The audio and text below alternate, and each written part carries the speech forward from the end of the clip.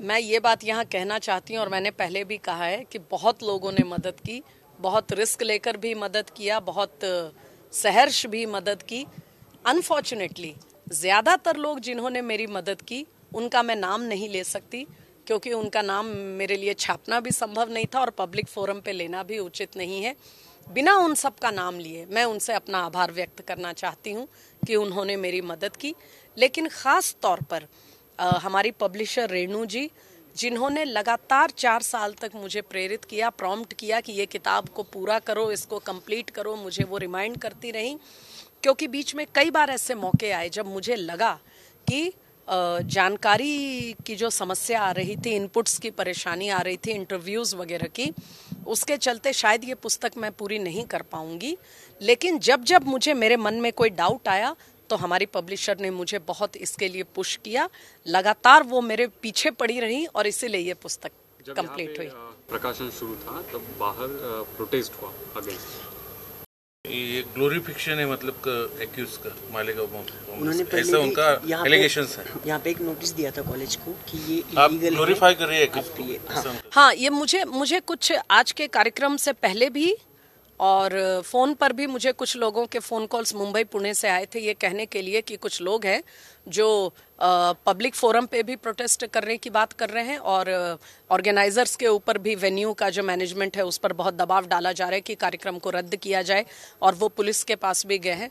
मुझे ये भी बताया गया आप सब साथियों की तरफ से कि ये कोई संस्था है जो प्रोग्रेसिव बताती है अपने आप को।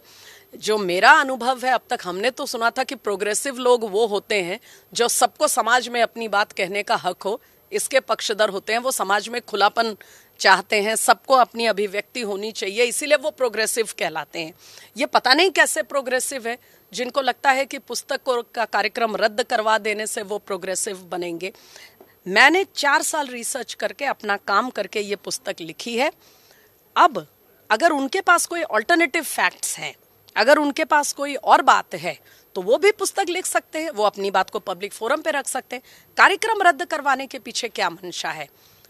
मुझे याद आता है कि जब ये पुस्तक लिखी गई थी कि मुंबई का हमला, जो आज तक का worst terror attack on Indian soil माना जाता है, वो जो है वो एक आरएसएस की साजिश थी। ऐसी एक किताब भी आ चुकी है इस देश में।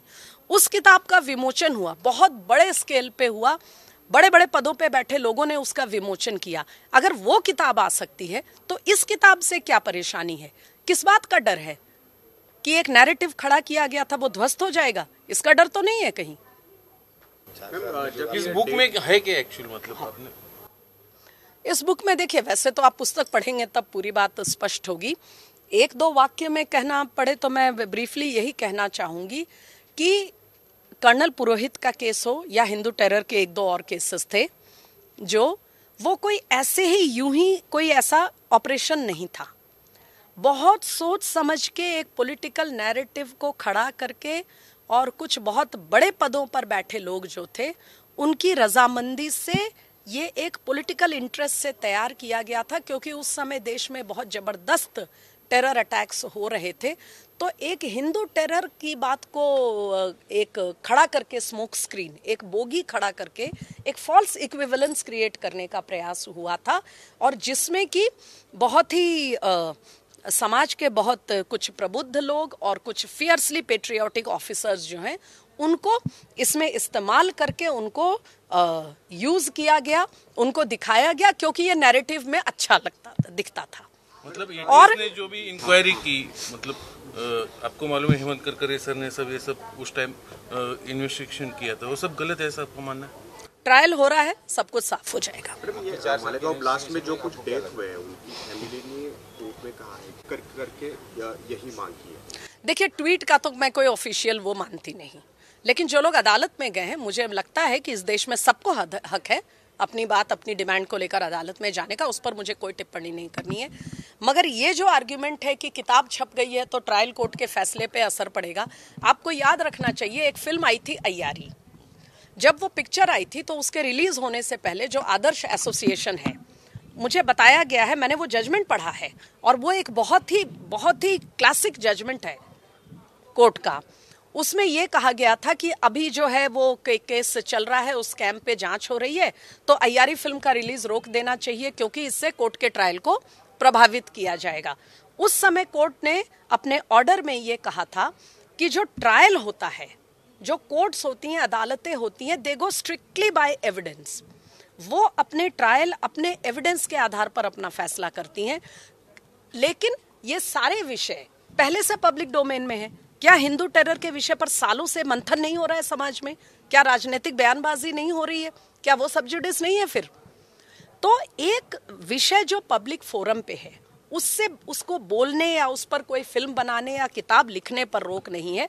ट्रायल पर एक शब्द नहीं है किताब में। और अगर हम ऐसा मानते हैं कि इतनी सी बात से, जैसा कि कोर्ट के ऑर्डर में अय्यारी के संदर्भ में बताया गया था कि एक किताब आ जाने से इस पे अदालत के कार्रवाई पे कोई इस तरह का प्रभाव पड़ेगा, तो मुझे लगता है कि हम अपनी अदालतों को, अपनी जुडिशियरी पर हम ये अच्छी टिप्पणी नहीं कर रहे हैं। 4 साल की इन्वेस्टिगेशन में आपको क्या लगा? मुझे ये लगता है, और ये मैं पहले भी कह चुकी हूँ, कि एक पॉलिटिकल इंटरेस्ट के साथ एक बोगी क्रिएट किया गया हिंदू टेरर का। राजनीतिक पदों पर, बड़े पदों पर बैठे लोग और उनके साथ हमारे कुछ ऐसे तत्व थे सिक्योरिटी एस्टैब्लिशमेंट में जो उसको अंजाम देने को तैयार थे, और इस चक्कर में कई लोग उसमें फंस गए। आप किसी का नाम लेना चाहेंगे सीधा? जी नहीं, किताब पढ़ लीजिए।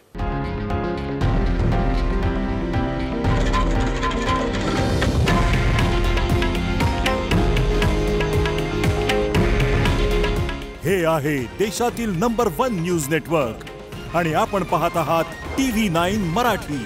काळजी तुमची, हित महाराष्ट्राचं।